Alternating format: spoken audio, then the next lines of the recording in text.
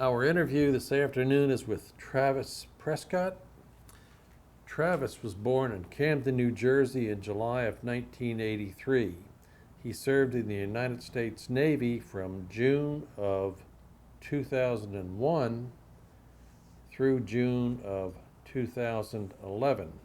His highest rank attained was Lieutenant 03. This interview is conducted at Burleson, Texas on Thursday, August the 30th, 2012. My name is Dale Dexheimer. I'm not related to Travis in any way. Also in the room we have Milton Gibson and Gary Burton as videographers. This interview is conducted for the Burleson Heritage Foundation for the Library of Congress in Washington and Operation Remember in Burleson, Texas. And with that, Travis, you can tell us about your time in the Navy, sir. Okay, well, I suppose the best place to start is the beginning.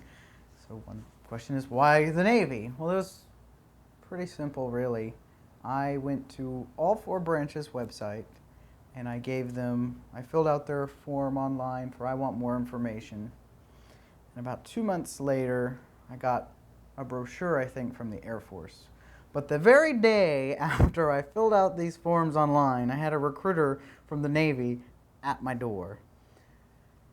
So needless to say, I guess you could say that it was, early bird gets the worm kind of thing. Didn't say much about the other branches in terms of initiative when I had a recruiter here and didn't hear from 2 and only got a brochure from 1. So I talked to the guy, and he had me go to Dallas and take the ASVAB, and I did well on that. And then he had me take this advanced test. And he calls me up and he tells me, you got a 62. And I'm thinking, well, that's pretty awful. Okay, I guess. He's like, no, that's good. There's only like 70 questions or something. So it's like, oh, okay, well then, is that good? And so then he wanted me to go the nuclear route. And I'd asked him about officer, and I said, well, because my grandfather had been in the Navy for 20 years. He was on an aircraft carrier and retired as a chief. I said, well, what about being an officer? Because my grandfather always said, well, if you go in the military, be an officer. Well, at the time, I didn't know that officer recruiters and enlisted recruiters are separate. They're totally separate, and his response was, oh, you don't want to be an officer, that's a lot of responsibility. So I thought, okay, well, he knows what he's talking about, and we just kind of went about our way. Then on February 14th, in 2001, my now wife, who at the time was just my friend, we'd had an argument, so I said, well, I'm going to go and I'm going to enlist. So I enlisted on February 14th, so it makes it easy to remember. And I remember we got there, we stayed at a hotel in Dallas the night before, and then got to the processing station at 5 in the morning. And then by 5 in the afternoon is when I finally got into the office to talk to, I guess he's the detailer, about which job I wanted when I went to boot camp. And I told him, well, I want to be a translator. At the time, that's what I wanted to be. And he said, well, okay, but in order for you to be a translator, you have to take a different test. There's a language aptitude test that you have to take.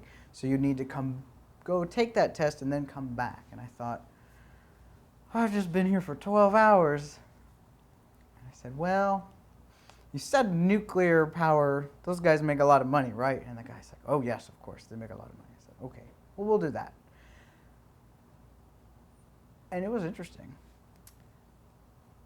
So that's how I joined, and that's how I went nuclear power. And at the time, it was about 5 months before I actually went to boot camp, and I was in the delayed entry program and met with them, I think it was once a month, and it was good. And then in June, shipped to Great Lakes, and I don't know, I thought boot camp was kind of fun, but when I got there, so I told myself, well, I don't know what I want to do in the Navy for sure, so I figured, well, I'll just set my sights on the highest, so I want to be the CNO.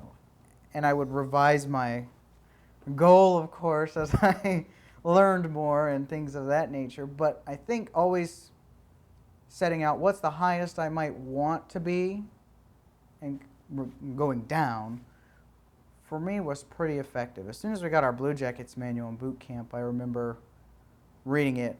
That was the only thing we could read on watch, but reading it and reading about all the officer programs and that sort of thing. And one of the other recruits that was in my division, his father was the career counselor at Power School, at Nuclear Power School, which is where I would go next.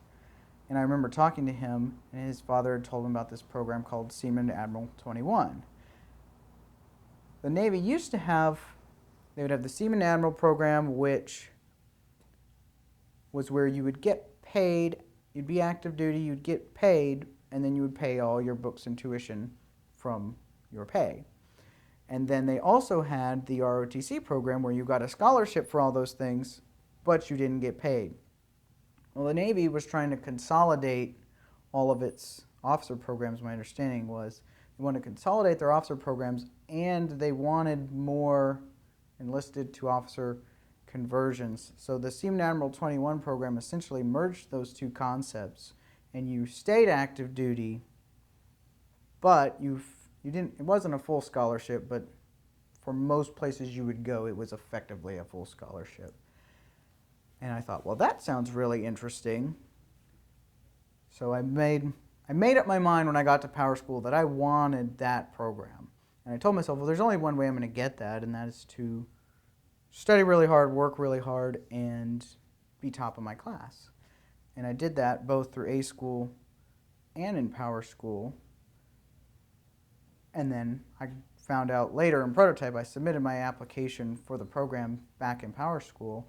And then when I got to Prototype, which is essentially the nuclear pipeline, they send you, if you're enlisted, they send you to A School to learn your enlisted job. And then they send you to Nuclear Power School where they teach you all about nuclear power and the basic systems behind a nuclear submarine and that sort of thing. And then they send you for 6 months to, it's called Prototype, and it is a nuclear plant that's either in South Carolina or up in New York. They have two facilities there. And I went to the one in South Carolina, so I didn't have to move far because Power School is also in South Carolina. And I got there, and that's where I discovered, well, I want to be an ELT. And an ELT was essentially a Navy chemist. It was a mechanic, but they went to additional schooling on chemistry, and they maintain the chemistry levels in the different reactor plant systems. And I thought, ooh, I want to do that. That sounds really interesting. So I got selected for that, and then at the same time, very nearly, I found out I got selected for Seaman Admiral 21. So I said, okay, well, I'll take the officer one, thank you. And I think there was one other guy. We ended up doing security down in Prototype while we waited on hold. So he was going for the nursing program, which still fell under that umbrella. And then we went there and then to Rhode Island. Rhode Island, did our training there. They essentially take, if you go to ROTC, they take all of your, you take all these military science courses. And what they did at this place was they condensed those all into a 2-month thing so that when you got to your school, you didn't have to take them there because you only had 3 years to get your degree. And for the nuclear program, it had to be in a technical degree. So I finished up there, went to University of Kansas. I wanted to go to the University of Texas at Austin, but they would not accept me because I hadn't had 2 years of a single foreign language. I had taken a year of Spanish, and when I had been in a different high school, I took a year of French. So I had 1 year of 2 separate languages. So they would not accept me, and Kansas said, your test scores look good enough to us, come this way. And I said, all right, if you say so, why not? Went to KU, it was a great time. We were integrated with the midshipmen, but we were also kind of separated from the midshipmen. But it was a great time. I got my bachelor's in chemical engineering and then went up to DC to interview with Admiral Donald. Now, I had some blots on my academic record in college, and he called me on it. And there wasn't much. He pressed me on it, and in the end, all I could really say was, well, sir, I can't change any of the grades that I have had. All I can do is control what grades I get from the future. So he accepted me, and had me write him a letter for the last 2 semesters in college about how I was doing. And I did, and I actually got a response back, although I don't think it was actually written by him, but I got a response, and that was kind of encouraging. And then I got commissioned, and then now as an officer, went back through the entire nuclear power training pipeline. And the officer path is fairly similar to what I remembered from when I was enlisted, at least in terms of power school and then prototype. I went to Charleston the second time around. They have 2 boats down there. I've been to both of them. And after that, we did our dream sheets, and I said, well, okay, the dream sheet. Well, I would love to go to San Diego, because my thought, the calculus in my head was, I want to be somewhere that is relatively close to home, that's warm, because I don't like cold so much, and somewhere ideally on the Pacific coast, because all the places I wanted to go in the Navy was Japan, Australia, and then Italy, although that's not Pacific. But I put a little asterisk on my dream sheet, and it said, I wouldn't mind going to a Virginia-class submarine. And that was it. I put that kind of in the bottom, because it was preferences for home ports, and I put San Diego, Hawaii, and then Groton, Connecticut, with the asterisk saying if it was on a Virginia boat. Because we'd all heard about the Virginia-class submarines, newest and latest and greatest, and I thought, wow, the latest and greatest, if it's new, it means it's not broken, so I don't have to worry about that.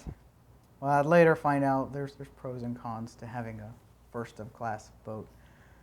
But then I get the call from the detailer, and he tells me, well, you got the Virginia out of Groton. And I'm thinking, okay. And so I hang up the phone. I'm sitting there thinking, I'm like, Groton? Why in the world did I get Groton? Actually, no, it wasn't a phone call. It was the detailer at the prototype. He told us. And then it slowly dawned on me, and it took me a while to realize that the Virginia was probably a Virginia class. And then I was excited. And actually one of my power school and prototype classmates, who I'd been with since I'd gotten commissioned, he called me up and told me he also was going to the Virginia. So that was kind of neat, an interesting dynamic. The boat I was on there for about 3.5 years. It's longer than most officer tours, most junior officer tours on a submarine. And I'd always told myself when I joined that I was either going to love it or I was going to hate it, but either way, I was going to learn a lot and it was going to be good for me. And in the end, there were parts that I loved and there were parts that I hated, and it was all still good for me. So I guess I was right. The thing I definitely loved the most about the boat was the people. And I guess you guys do these interviews a lot, and that's probably a very common answer, but it's also, that probably means it's true. And there was just something about, it was the enlisted crew and the officers. I had a closer relationship with the officers, but I also had very good relationships with the enlisted guys. And there's just something about it. They make all of the good times that much better. And the best of those I can think of would probably be deployment. And I just tried to think back on deployment and think it just wouldn't have been as memorable and as cool if it wasn't in the company of these people, if I had just been by myself. And then the bad times, they're also the things that you don't necessarily like, well, they also don't necessarily like, and they make those better. So definitely the people was the best part, and certainly the part that I miss most, and I keep in touch with them and that sort of thing. As for deployment was a fantastic experience. People usually ask, wow, but you're underwater for so long. And I said, well, the longest we're underwater on deployment was 3 months. But actually, it's somewhat counterintuitive. The 3 months of constantly being underwater and no real communication with the outside world, that was nice, because when you're in that environment, you can get into a routine and because you're getting very focused on whatever your mission is, and you get into a routine. When it's pull in, pull out, pull in, pull out, you're pulling in for inspections and to test this piece of equipment or that piece of equipment, and that can get very tiresome. I guess is the best way to put it. It's every day is very different, and at some point you think it sure would be nice if things would just be consistent for a while, and that's what deployment provided. All of the outside distractions were essentially quieted so that you would be in a routine where you could focus on whatever the mission was. And then the other half of deployment, we weren't submerged so continuously, but we got to go. I wanted to go to Italy, Japan, and Australia, and I didn't go to any of those places, but the places we did go were amazing. We went to Spain, went to Greece, well, technically Crete. We didn't go to mainland Greece. We went to Crete, went to Turkey, and then had a quick stop in Dubai in the UAE. And it was that was amazing. And although I really enjoyed that, it still ends up being the people that I would see every day that I miss the most. And I think that ultimately sums up sort of the beginning to end. So if you have any questions, I'll be happy to answer any questions. Oh, yes, we have questions. Okay. Were you married at all when you were in, Travis? Yes. Wasn't when I got in, but in college I met, my wife and I had been friends. We met in high school. When I was almost finished with college, we started dating, and she had just finished college. We started dating, and then I want to say it was about a year, maybe a little, within a year of deployment, we decided to get married. And we did what many, at least many people on my boat, I don't know, I can't speak for the whole military, but a lot of people on my boat did, which is they had the sort of abrupt ceremony, which kind of justice of the peace, 2 witnesses, bare minimum, and then later would have, when they could plan it better, would have a ceremony for friends and family. And that's what we did. We ended up having an abrupt ceremony over when I was home for Christmas. And then after, it was about 3 or 4 months later, after 2 particularly large inspections, I came back on leave and we had our full ceremony. And I had to plan, from my end, the stuff I had to plan from underwater, which made it interesting to find time to do it and interesting to send the information back. But we managed, and we made the decision to have the wedding as soon as I got home on leave so I could enjoy the rest of leave instead of having it towards the end where all I would do the week or so prior is worry about details. So that worked out for better or worse. And so we were married about the last year and a half that I was in. And she stayed here. I knew that I was going to be getting out, so I told her to stay down here, which brought up its own host of challenges, but that's what we did. You were home ported? I was home ported in Groton, Connecticut. Right. Mm-hmm. And she stayed in Texas? She stayed in Texas, yes. Okay. And I remember when we pulled in, the first place we pulled in after the first part of deployment, so after 3 months of no communication, was Spain. And I talked to her, and we had talked about the idea that since I'd be getting out in a year and a half, that we should probably start looking for a house. And my wife interpreted that as find a house right now. So by the time we got to Dubai and I called her, she had found, actually I think it may have been still, well, we were still in Spain. She had found the house, she had found everything.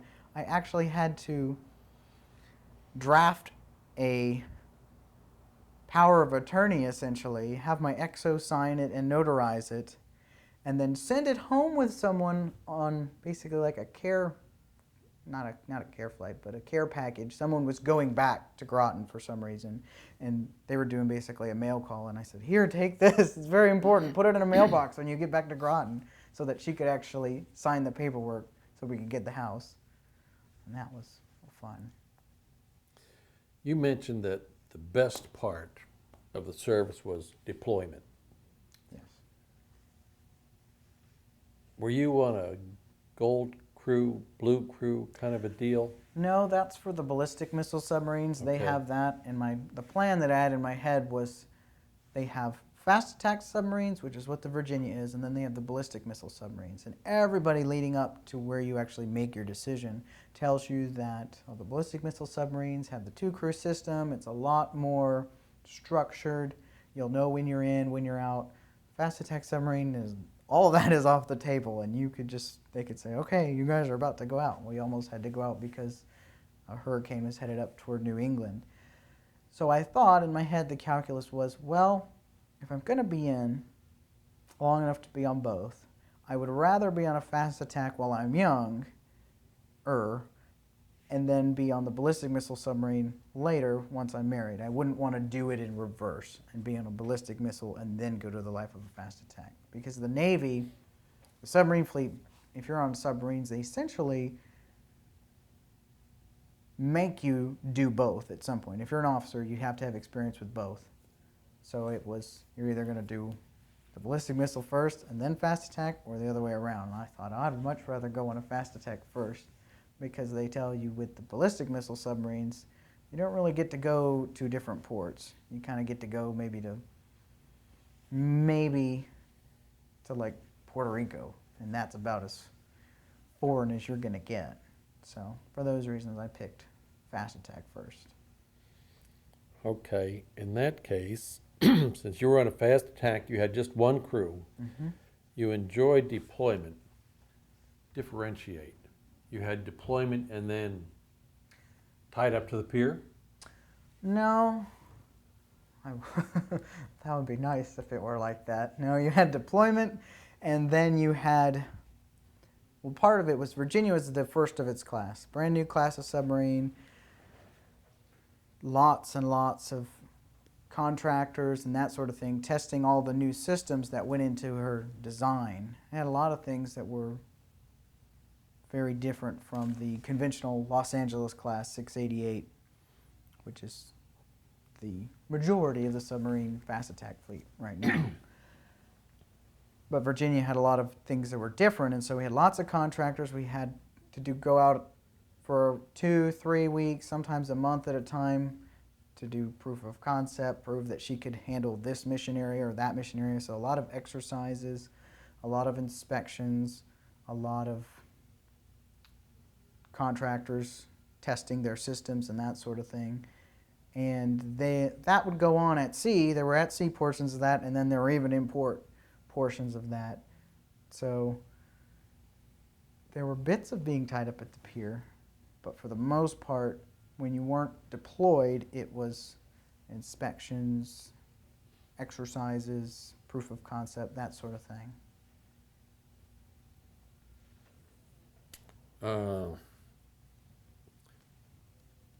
When you were on deployment or exercises, shakedown, whatever, sort of watches, were you port and starboard guys, or did you have 3 watch, or? Well, submarines operate on an 18-hour schedule, and that is to say that the crew operates on an 18-hour watch rotation.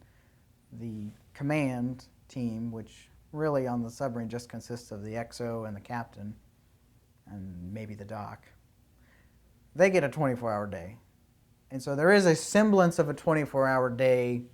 There's a plan of the day, and there's training and lunch, and those aspects are what you would expect. But your actual watch rotation is typically, nominally, 6 hours of watch, 6 hours of off watch time, and then 6 hours of sleep, so that you're rotating through. In practice, it didn't quite work out that way. The 18-hour day and the 24-hour day, sometimes those worlds collide, and it didn't work out that way. The idea is that on your off watch time, those 6 hours that you're off watch is when you are doing your other work. So for me, my divisional work and that sort of thing, working on qualifications. That's when you would go to training and that sort of thing. But the manning on a submarine is such that you find yourself having to flex a lot, and it was not atypical to be woken up because somebody had to go to training, but they were on watch because they couldn't go earlier for some reason or another. So the 6 hours on watch was pretty much sanctified. You always had that. You could count on that. The 6 hours off watch, you couldn't necessarily always count on that. And the 6 hours of sleep, you really couldn't always count on that. That's kind of the descending order of how fixed it was. Your on watch time, you got it. The off watch time, yeah. And then sleep was sort of the lesser priority, the least priority, I guess you could say. On watch time, Mm-hmm. you were engineering department? Yes. So your watch station would be somewhere in the engineering spaces? Yeah. You can tell I'm a surface Okay. guy. I don't have any idea where I'm going here. What would you do when you were on watch? Okay. Yes, that is that is the question. Well, as an officer on a submarine, you get both ends of the boat. You start out in engineering. I pretty much stayed in engineering. I ended up learning and qualifying both halves of the boat, but due to junior officer rotations and various things, my aptitude was in the engineering department. And I was there. I was under the engineer my entire time on the boat. But later, Engineer, full commander? he's a lieutenant commander. Okay. Our captain was a full commander, so a little different than. Well, it surprised me when I got there. But so your watch rotation for the officer, you have the engine room and essentially where they control the nuclear reactor from, which is called maneuvering, and that's where I would sit. Now, in a 688 class submarine, you have 3 enlisted watchstanders with you. You have a reactor operator, a throttleman, and an electrical operator. And on the Virginia, one of the streamlining decisions they'd made is they combined the reactor operator and the throttleman into one position, and they called it the propulsion plant operator. So I had 2 guys with me, and then a few, I think, about 3 or 4 mechanics out in the engine room, and then my watch supervisor, who was usually a chief petty officer, and he was basically the analog of me, but out in the spaces. So if he was in maneuvering, I would be on my tour in the engine room, and then when I'd come back to maneuvering, he'd go back out there. But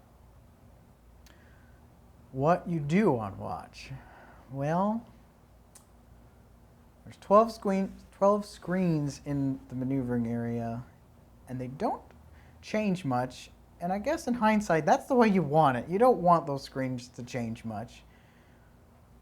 But essentially, you'd answer bells. You'd make sure that everything is responding the way it's supposed to.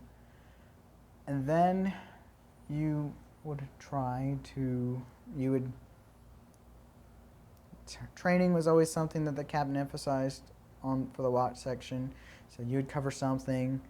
We'd have engineering exams, so sometimes you would have to, not have to, but sometimes you would study for your engineering exams. Other times there'd be drills, in which case your watch is going to pass very quickly because that's when they pretend like the screens are changing, and you're just, it's different and it's stressful, but it passes time and it's good training. But the ordinary, everyday, it was hard. It was hard. It was hard to stay awake. And you end up talking, and you end up talking to the back of people's heads. But sometimes the hardest thing was to keep people focused. I mean, we talk about, their common complaint would always be, well, nothing ever changes. And the response is, well, yes, you don't really want it to. And that's after Fukushima and what happened there, because when you go through nuclear power school, they talk a lot about the safety of nuclear power and this sort of thing. What always would strike me was I watch, and they say, well, nothing ever happens. And then you've got, within history, a string of things where they did happen, and they didn't happen on nuclear submarines necessarily, But they happen in nuclear power plants, and those people would probably all say the same thing too, that, well, nothing really ever changes. Well, nothing really changes until it starts to change, and then it can change very quickly. And that was hard to keep people focused. But I think you have that. I mean, the biggest enemy on the submarine was the erosion of standards by complacency, the sense that nothing ever changes. And the best example I can think of that, and I didn't fortunately live through it myself, was my friend. He was on the USS Hartford, and they had a collision. They had an at-sea collision when they were transiting, I believe it was the Straits of Gibraltar, at periscope depth, and another U.S. ship smashed right into their sail, and it made the entire boat roll 90 degrees, which is not intended to do.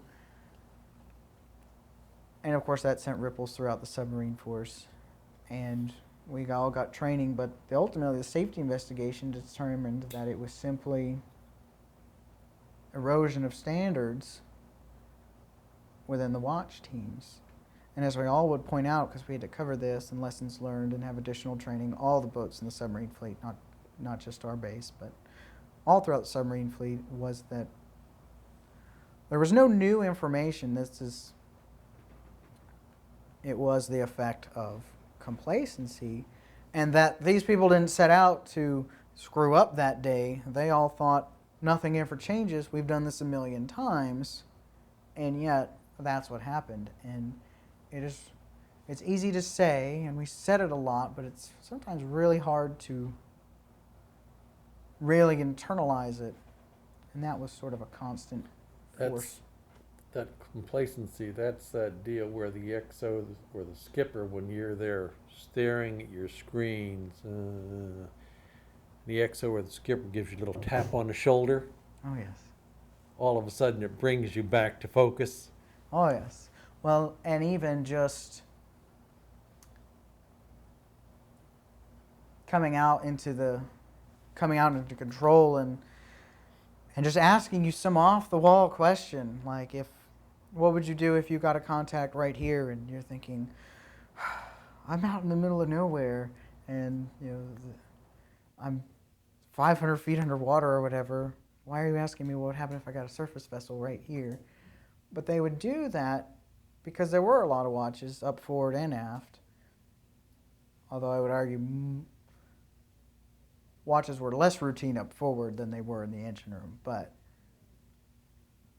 the difference being at sea, so now you're in control and you're in the middle of the ocean, and nothing really changes, and you have your 6 hours of watch. What they would tend to do is actually insert through the computer systems artificial contacts so that the watch team could practice their skills. They didn't have anything like that for the engine room. But then you compare being just out in open ocean to being maneuvering in and out, the maneuvering watch in and out of Groton, and that is very hectic. And You said before one of the things that you did on a standard watch, you answered bells. mm-hmm. And I can see in Long Island Sound, you might be pretty busy doing that. Yeah. But when you were deployed, Mm-hmm. you were normally independent by yourselves? Or Right. would you be in company with We'd be by another? ourselves. That's what I thought. Mm-hmm. Okay. Which would have a tendency to make things, yeah, this is normal, this is the way that everything works, nothing changes. Right. Okay. Life on a submarine, particularly on a nuclear boat, what sort of space did you have? Do you have Well, as an what officer, we called a stateroom, yes. or As an okay. officer, I had a stateroom, and my stateroom was the engineer's stateroom. And typically, the junior officers don't like being in the engineer's stateroom because the engineer has people in his stateroom constantly about something, whether he's awake or not. Somebody's coming into his stateroom and having a question, or something breaks and that sort of thing. Whereas you have 3 department heads on a nuclear submarine. You got the engineer, the navigator, and the weapons officer. And I guess technically you have the supply officer, who's a department head. But on a submarine, he's a junior officer, and our chop was a great junior officer, by the way. And so his is the coveted one. It's away from the other staterooms, and everybody wants to be in the chop stateroom because it's just 3 JOs. So they're thinking, well, that's great. Well, I stayed in the engineer stateroom the whole time, and it didn't really bother me. I did have to learn to sleep with the lights on and with people, just sleep through conversations and that sort of thing. But I managed. You know, your stateroom is probably a walking space, maybe a couple feet wide, and you've got 3 racks. People weren't too terribly cruel to me because I didn't have the top rack. I actually had the bottom rack. So that was nice. And the department heads always get the middle, and then you either get the top or the bottom. And it just sort of became mine. So the whole time I was on the boat, from the time I had a rack in my stateroom, was always the bottom in the engineer stateroom, which is right by the officer head, and that was just one more thing I had to sleep through. But I figured if I can't sleep through it, I must not be tired enough. And that pretty much held true.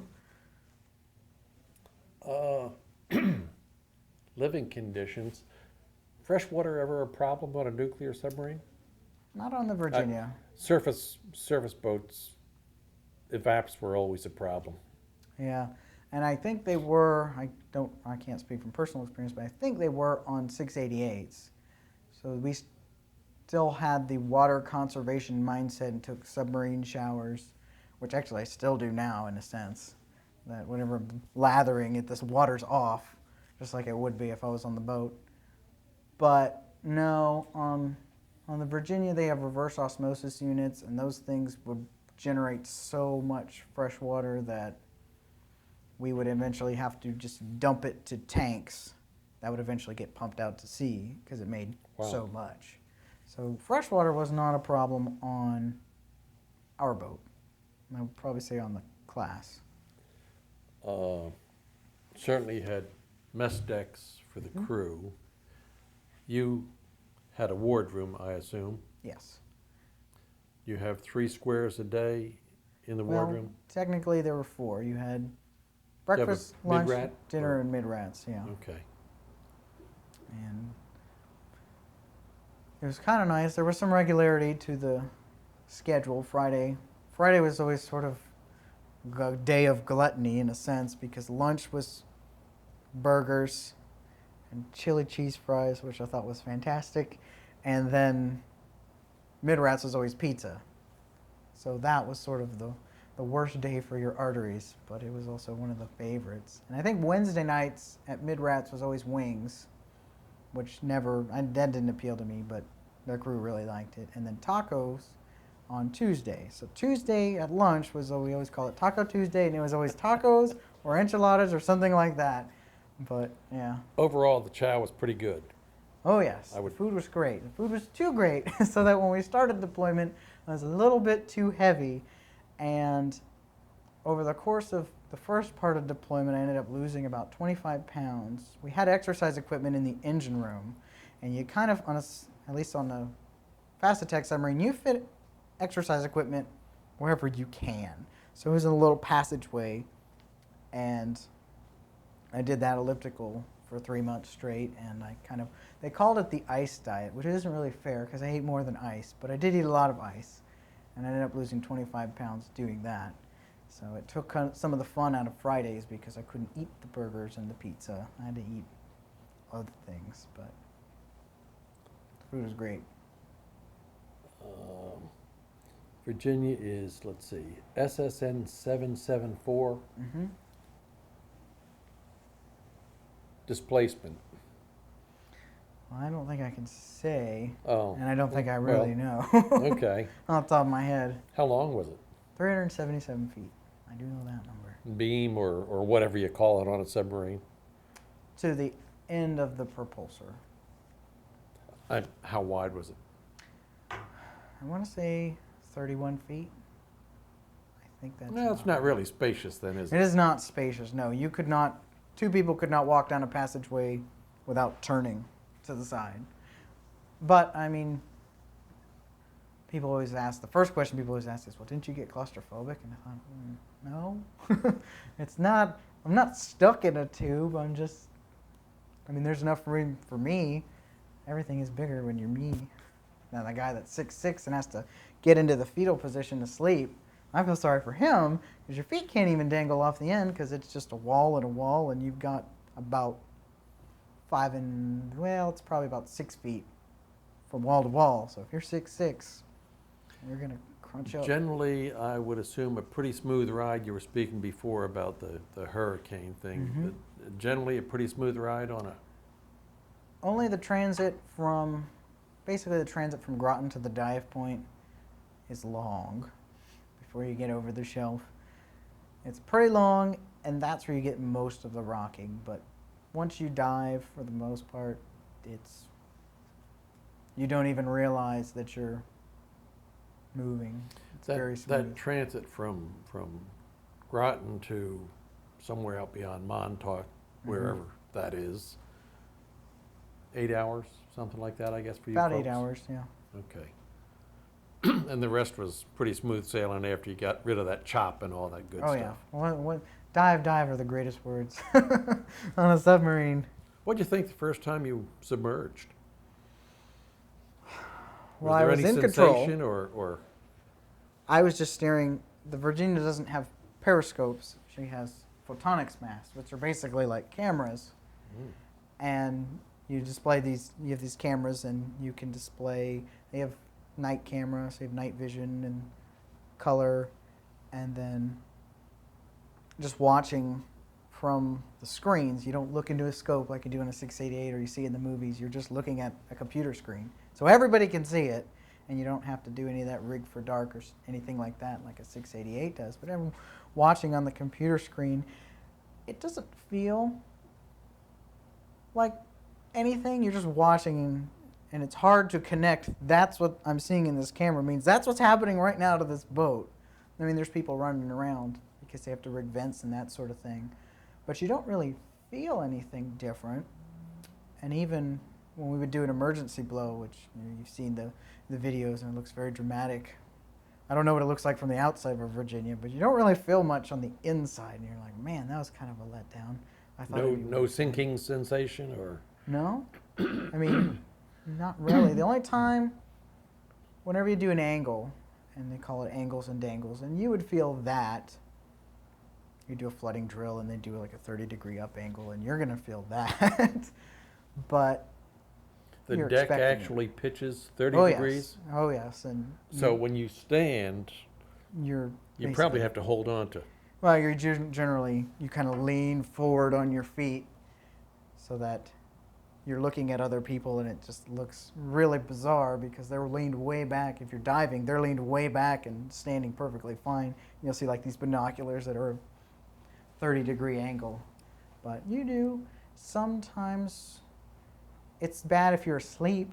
If you're oncoming for watch, so you're trying to sleep when they dive, that can be not so great. It just depends what rack you have. Some of them are oriented, perpendicular to the hull, and some lengthwise. The staterooms are lengthwise, so if you're diving and you're trying to sleep because you're oncoming, your head's going to get smashed into the wall. So that'll wake you up. But it's nice because if you're in a stateroom and you're rocking going out to the dive point, well, then it's just kind of gently rocking you side to side, so that helps you fall asleep, and it helps more if you're nauseous. But if you're in the upstairs bunks that are perpendicular to the hull, then that sensation of now I'm on my head, now I'm on my feet, now I'm on my head, now I'm on my feet makes it pretty difficult to actually get to sleep while you're transiting out. So I was happy when I went from one of those to a stateroom. You mentioned exercises. Little difference in time frames here, but I was on an anti-submarine warfare destroyer. You play games with those, with the anti-submarine forces? We would. American and other countries. We did exercises with, I think, Canadians and Peruvians and that sort of thing. And those were interesting. I mean, you're using a lot of underwater telephone comms, or you'll just come up and surface. they would do a lot of that. They would do a lot of, you would have the Navy's own internal testers would come in and put certain things in the computer systems. But we did a lot of different exercises. We'd fire test torpedoes, lots of test torpedoes. And when I say we, I don't mean me. That was generally reserved for the captain, because they were actually firing something out of the ship. That would be the captain or the department heads, because the department heads were being prepped for command. So they would actually do the firing, but as junior officers, we would do the other positions that are necessary to make that happen. But we did certify the Virginia class to fire Tomahawks. We did the proof for that. Now, they weren't real Tomahawks. It was a test Tomahawk, but it did blow up. It did blow something up, a little shed somewhere at the target. And that you could feel when that fired off, because they had vertical launch and they could also do torpedo tube launched Tomahawks. And we proved both of them. And then later on, I don't know which branch, but part of the Navy was running that test, but they sent the boat a video to say, see, that went somewhere. And then later, when we were coming back from deployment, is when we learned that we were headed home from deployment, but other fast-tech submarines that were in the Gulf had actually launched Tomahawks in support of, I think, well, I don't want to betray ignorance on camera and get it wrong. So they launched Tomahawks in support of a mission, and that was really cool. Excuse me. One last question. You had 10 years, got out. And that's what everybody asks. And they say, well, you're halfway done. And I say, okay, yes, I'm halfway done, which means I still have halfway to go. And it's not really analogous to a mountain where if you go up halfway, the other half is downhill. It's more like going halfway up a mountain, and you still have another half to go. And just seeing, I mean, we could see what the department heads did, the senior officers and members of the wardroom. We could see pretty clearly what the life of the department head is like, what the life of an XO is like, what the life of a captain is like. And I thought, do I want to commit to that for another 10 years?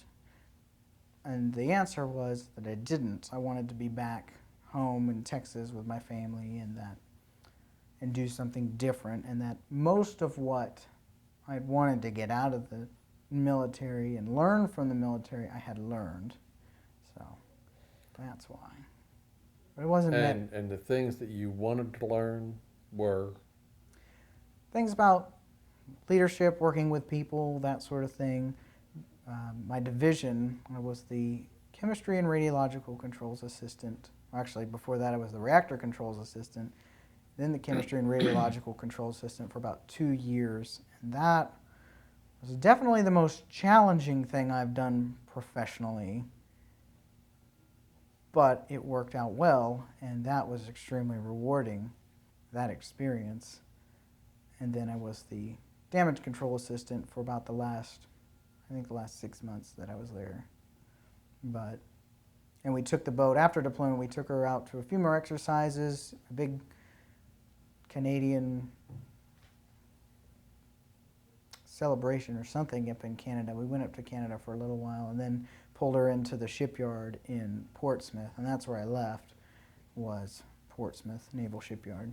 So, but in the end, yeah, I'd already known my family's here, and I wanted to get back to them. It had been 10 years. I have 4 nieces and nephews that, well, some of them weren't even born when I joined, but they were babies when I joined, and now they're teenagers, and my niece is taller than me at like 14 years old, and I didn't want to miss out on the rest of that.